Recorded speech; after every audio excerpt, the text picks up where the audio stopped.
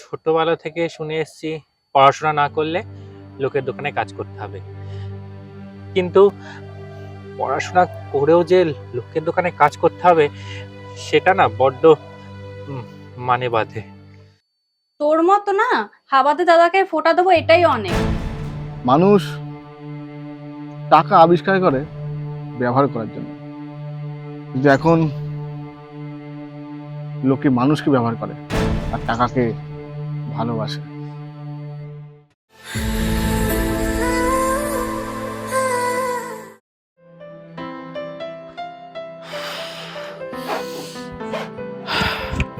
মা, ভাত দাও। কি গো? কাজ নেই, কর্ম নেই, শুধু খাই খাই খাই খাই। তোর বয়সের ছেলেরা বিয়ে করে বাচ্চা হয়ে গেছে, আর তুই কাজ কাম না করে হ্যাপা করে ঘুরে বেড়াচ্ছিস। আরে পরীক্ষা তো দিচ্ছি, যদি কোনো কল না আসে তাহলে আমি কি করব? সে যখন ডাক আসবে তখন না হয় দেখা যাবে। আচ্ছা, ঘুরে না বেরিয়ে কোনো দোকানে কাজ করলেও তো পারিস। বস, খাবার নিয়ে আসছি।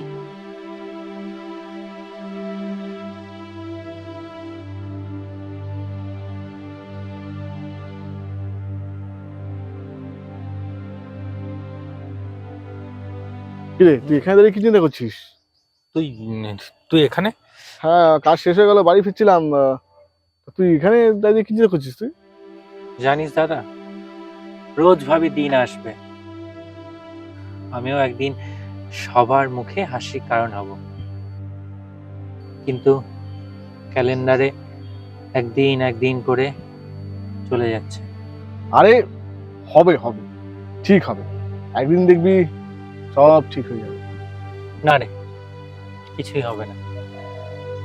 মা বোন দিন রাত যা খোটা দেয়,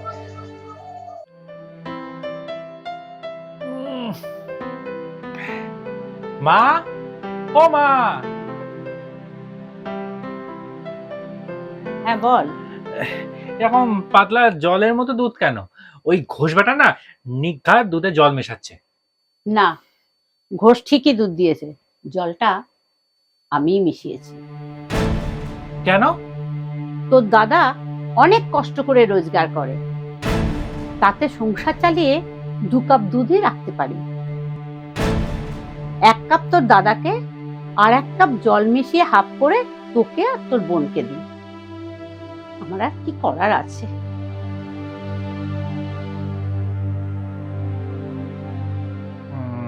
ঠিক আছে, তাহলে একদিন বোনকে 1 কাপ দুধ দেবে আর একদিন আমাকে 1 কাপ দুধ দেবে, তাহলেই হয়ে যাবে। না, আমার প্রত্যেক দিনই দুধ লাগবে। তোর লজ্জা লাগে না? একে তো দাদা রোজগার করে, তার উপর আবার সংসার চলে, তার উপর আবার দুধ খাবে। হ্যাঁ, অবশ্য এখন তো দাদার ঘাড়ে বসে খাচ্ছিস আর পরে বরের ঘাড়ে বসে খাবি। এই ঘাড়ে বসে খাওয়া লোকেদের না এসব কথা মানায় না। আরে বরের ঘাড়ে বসে তো খাবো, তাহলে বিয়েটা তো দে, সেই মুহূর্ত তো নেই।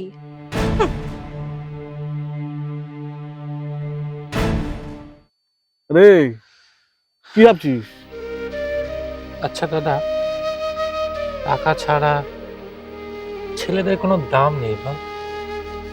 মানুষ টাকা আবিষ্কার করে ব্যবহার করার জন্য, কিন্তু এখন লোকে মানুষকে ব্যবহার করে আর টাকাকে ভালোবাসে।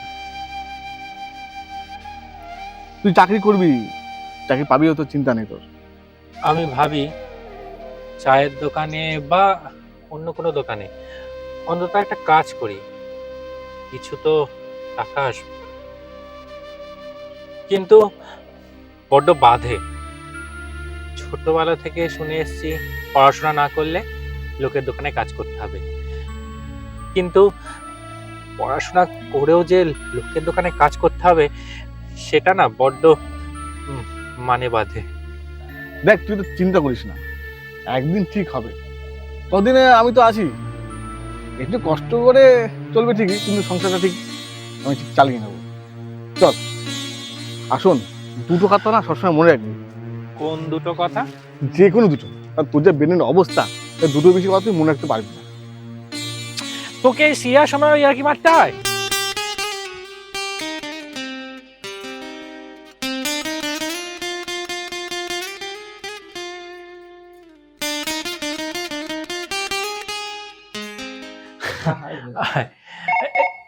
এই মেসেজ এলো কিসের দেখি তো। দাদা, হুম।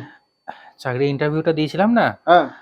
মেসেজ এসছে আমি সিলেক্ট হয়ে গেছি। বাহ, কি বলছিস?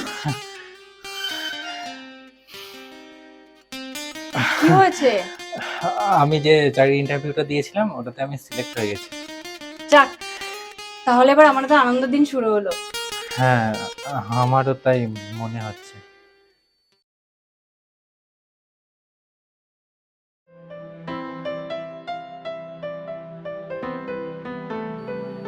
কি রে দাদা, চাকরি পেলি আর 3 মাসের মধ্যে আমাদের ভুলেও গেলি? কই আমি? না তো। তাহলে বাড়ি ছেড়ে চলে যাচ্ছিস কেন? সব টাকা আমাদের পেছনে খরচা হয়ে যাচ্ছে বলে? খুব টাকার মায়া হয়েছে না? সে তো তোদের কাছ থেকেই শেখা। মানে? মানে মানে গেলবার ভাইফোঁটার কথা ভুলে গেলি?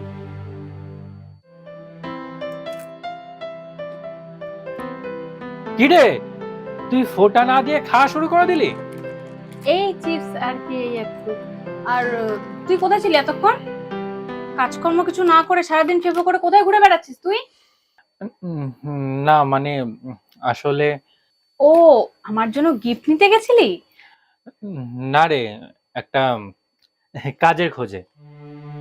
ও, গিফটও নেই, আবার দেরি করে আসলি। আবার আশাও করছিস আমি না খেয়ে থাকবো? তোর মতো না, খাবাতে দাদাকে ফোঁটা দেবো এটাই অনেক।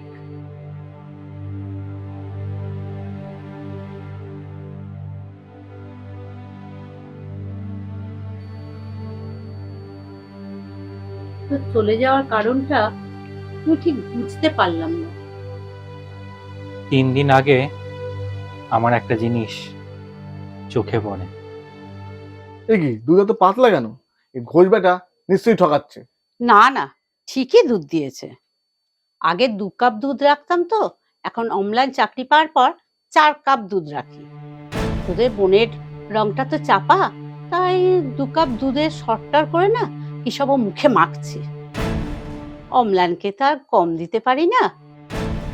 অম্লানকে 1 কাপ আর বাকি 1 কাপে জল মিশিয়ে হাফ করে তোকে আর বোনকে দিলাম।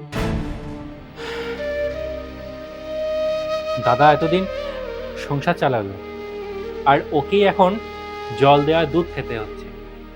আমি থাকলে দাদার আরো অসম্মান হবে, কারণ আমি এখন বেশি ইনকাম করি।